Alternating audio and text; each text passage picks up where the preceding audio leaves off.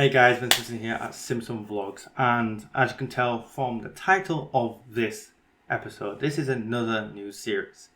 So this is something I'm going to try out and see if this is a better way of giving you guys an in-depth view on world situations or world events, or as I said before, world issues.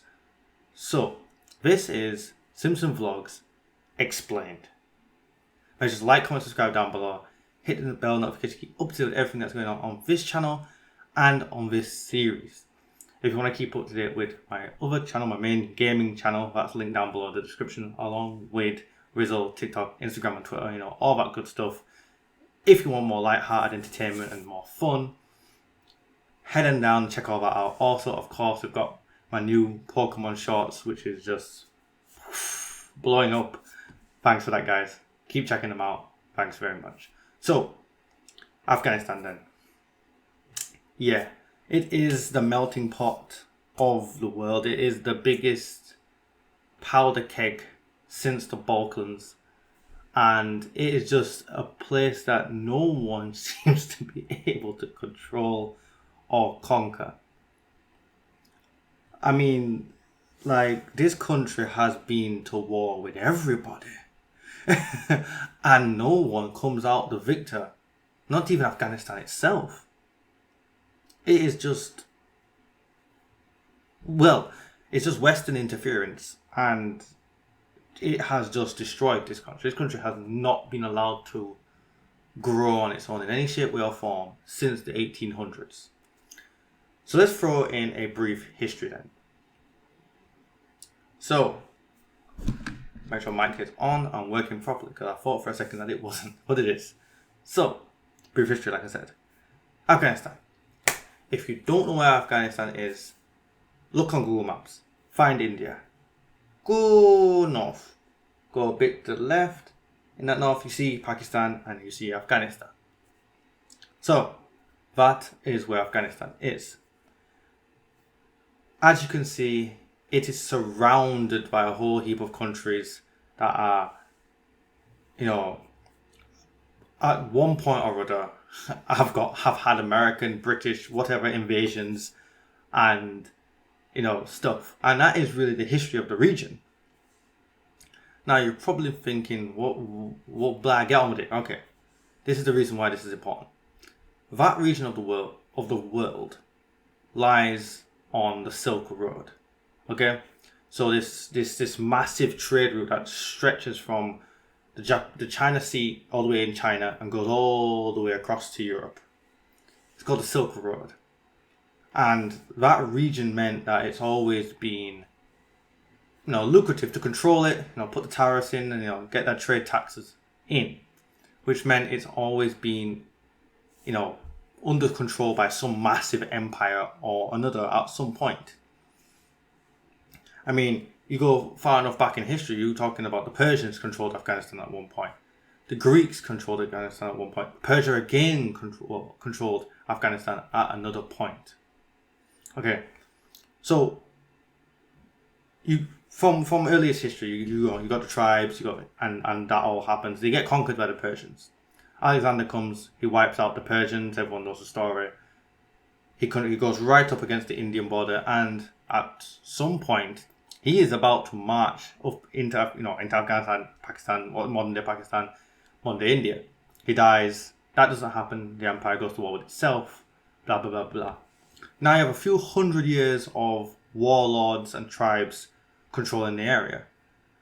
Come around the 13th century, you have the great Khan himself, Genghis Khan, comes over to subjugate the entire region, putting it underneath the Mongol Empire for 150 years. Now, following the Mongol Empire collapse into the Khanates and all that, Islam really takes root. You get the multiple caliphs and all that, and Islam takes root in the area. So all the way up into northern India, you get Islam. And you got the Islamic warlords and the Islamic tribes that really control Afghanistan, different areas of Afghanistan.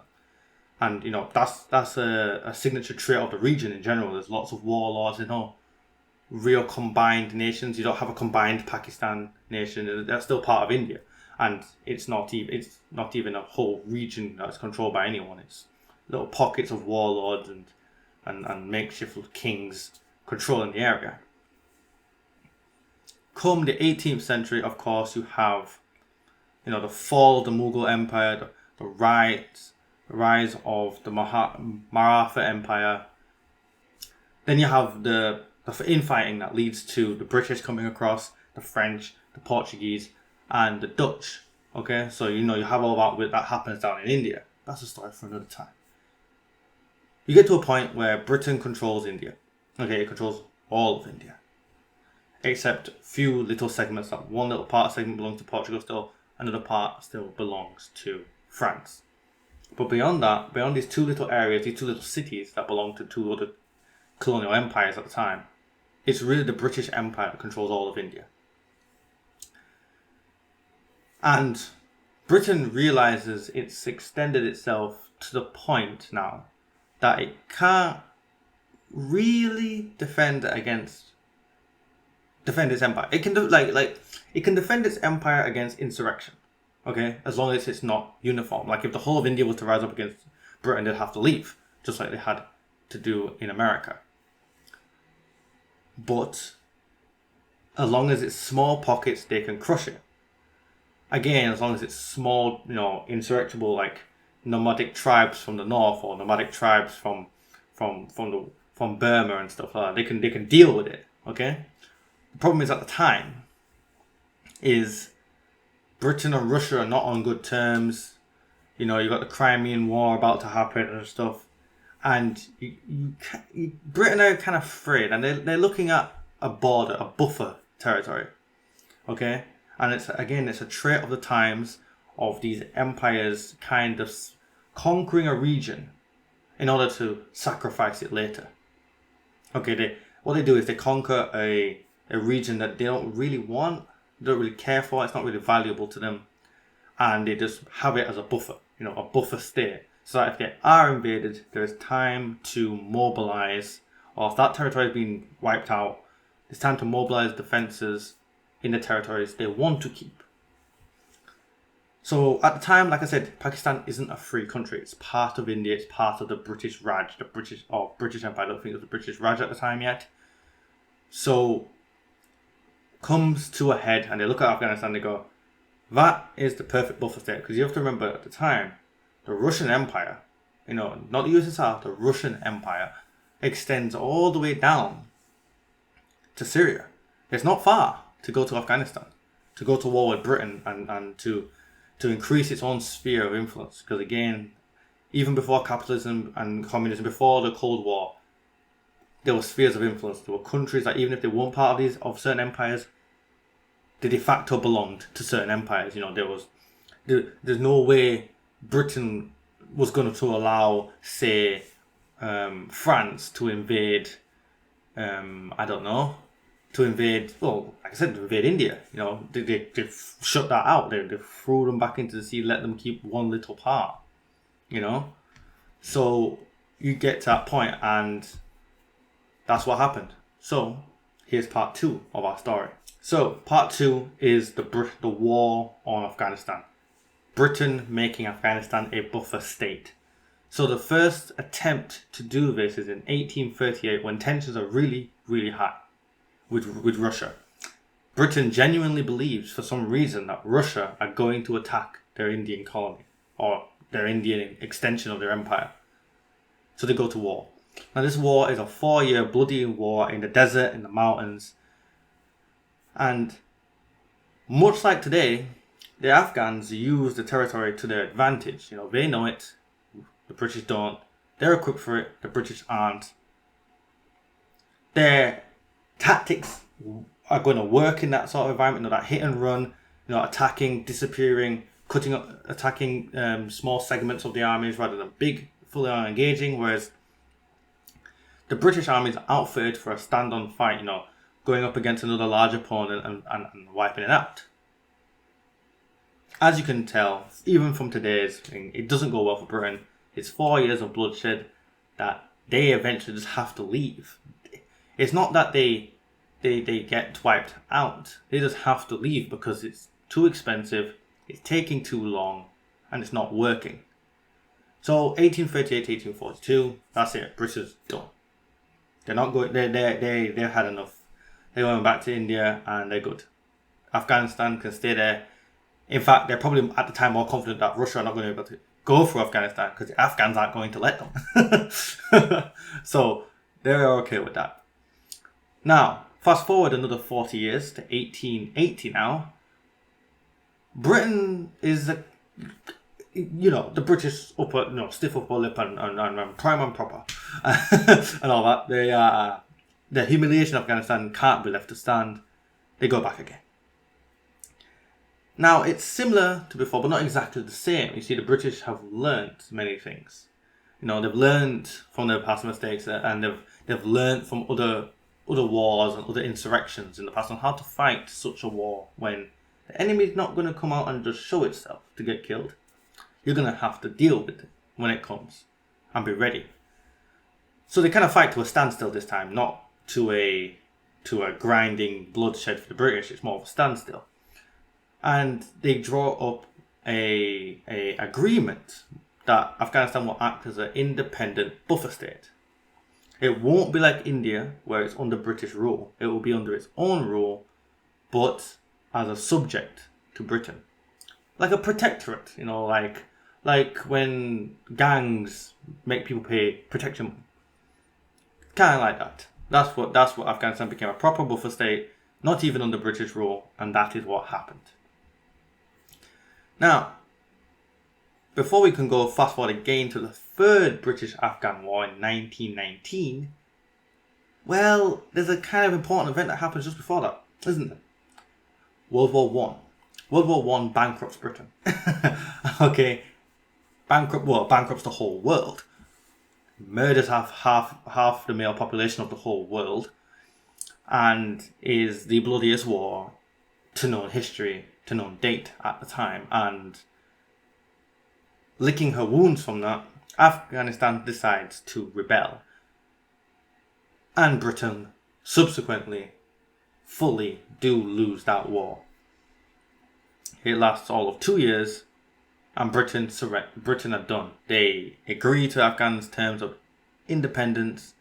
Afghanistan, for the first time in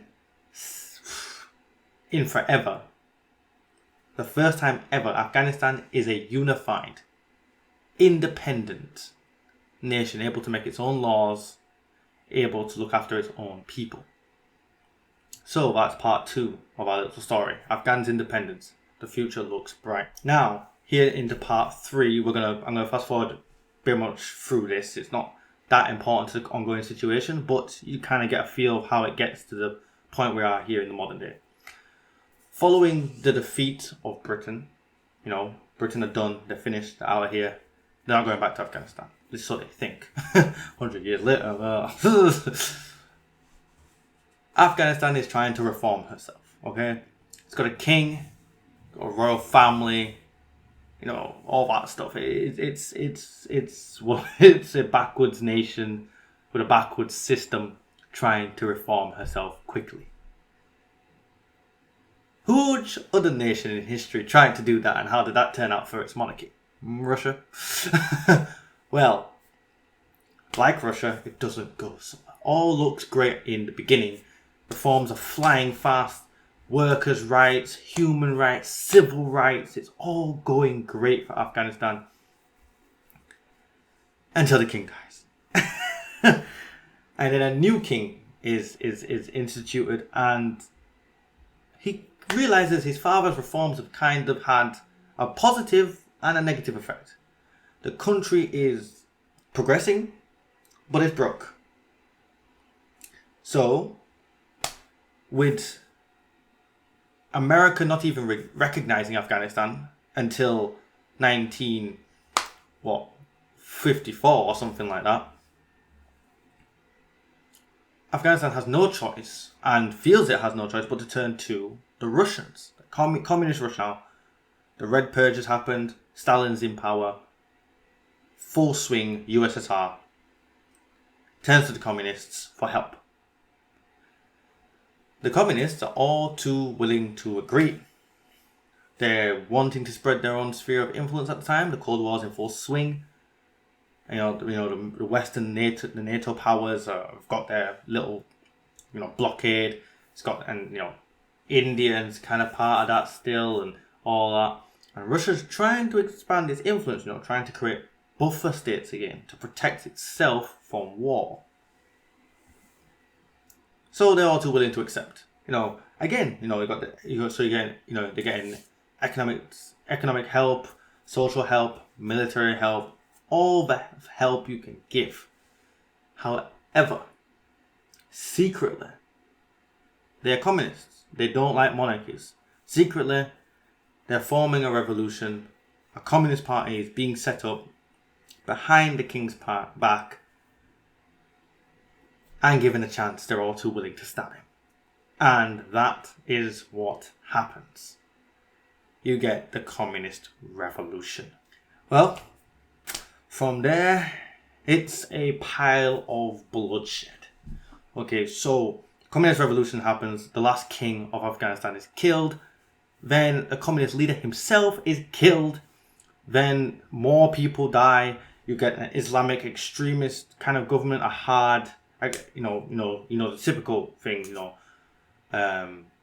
all the typical things that you would think of Islamic extreme government, all them, the women are not allowed to work, drive, and all that sort of stuff, and very conservative views and conservative, and you get all that. That's what ends up happening, and between the two things clash, and when the American ambassador comes in to try and give some assistance to the Democratic Party, the what's left of the King's Party, trying to now build a democracy, he's killed as well. And the Americans are outraged. So they cut off assistance to Afghanistan, which doesn't help the situation. And the Russians come in to help the Communist Party. Now Russia are there in full force, and the first modern war in Afghanistan, the first one we all recognize, happens. And the most famous man himself, Osama bin Laden, is thrown into the melting pot. The Russians are in Afghanistan for 10 years. 10 years of bankruptcy, pain, blood and toil for nothing. Similar to today, unfortunately. And it's a culmination of the Americans and us, the British, Israel, I think even China get involved. Oh, I don't know on whose side, I'm not really sure on that.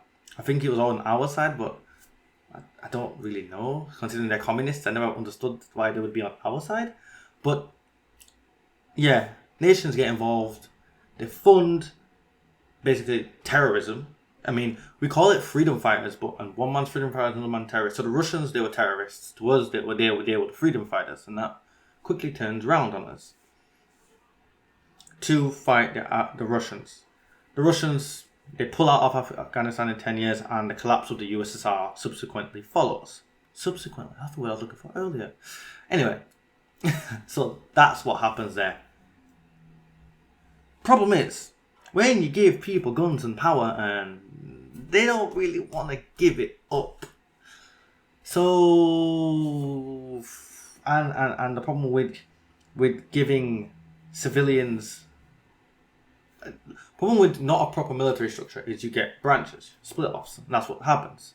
You get the Taliban, the main branch, you get Al-Qaeda, you get ISIS, and that's what happens. You get all these different terrorist groups in Afghanistan, in Pakistan, and subsequently in Syria and everywhere else in between. So that is where we get to. That's where we get to.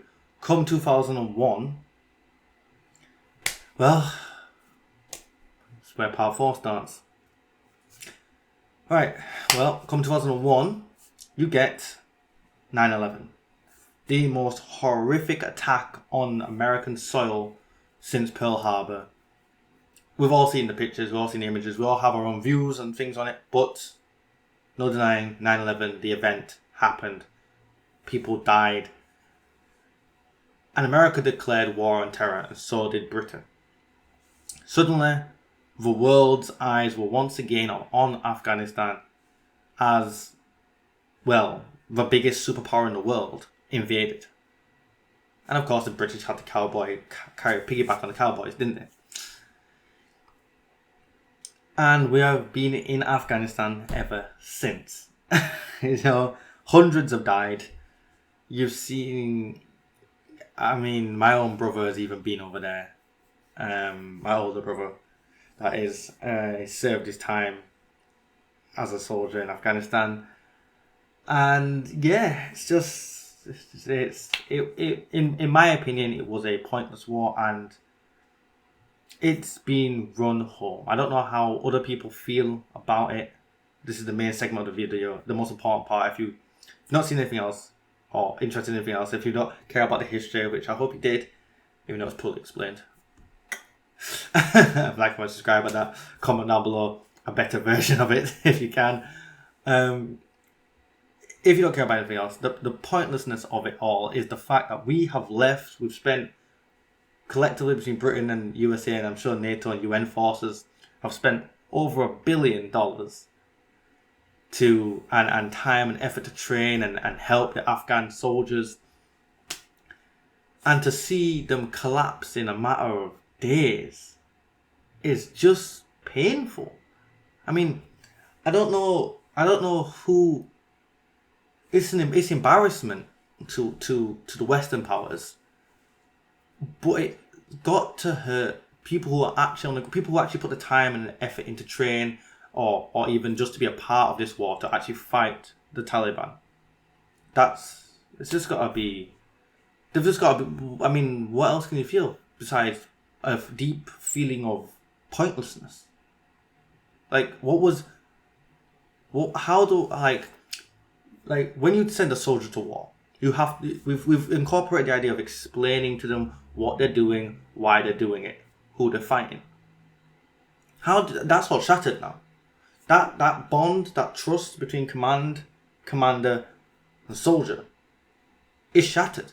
What was the point in Afghanistan? What was the point?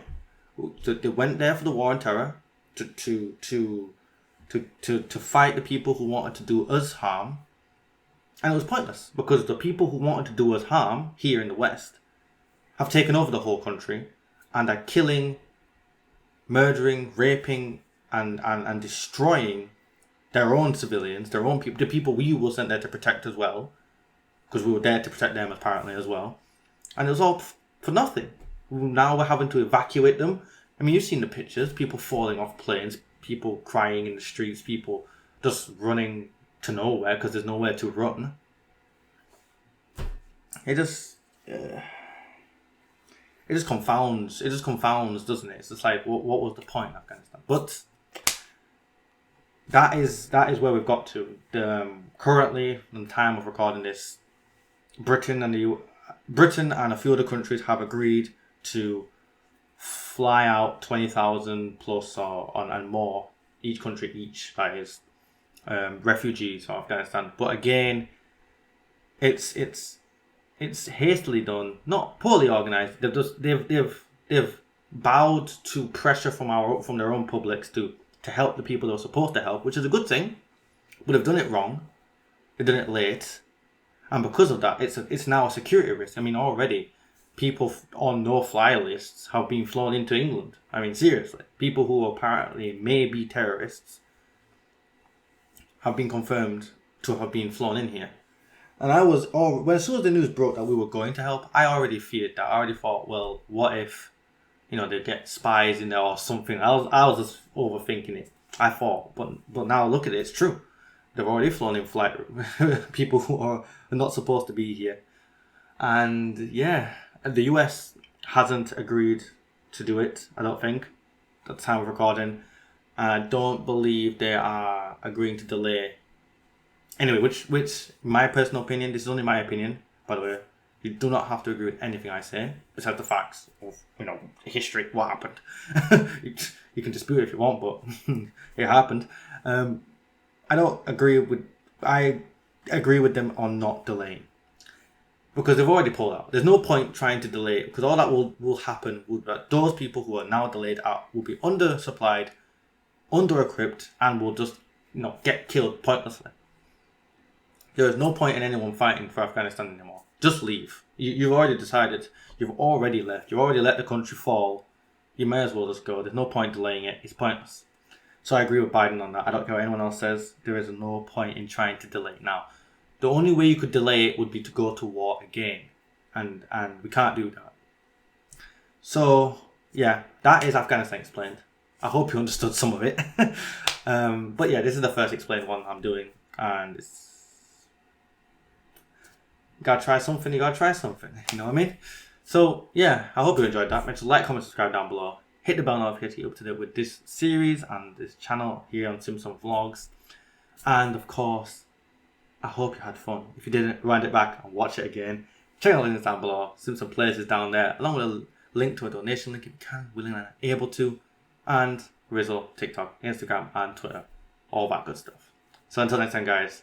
Peace.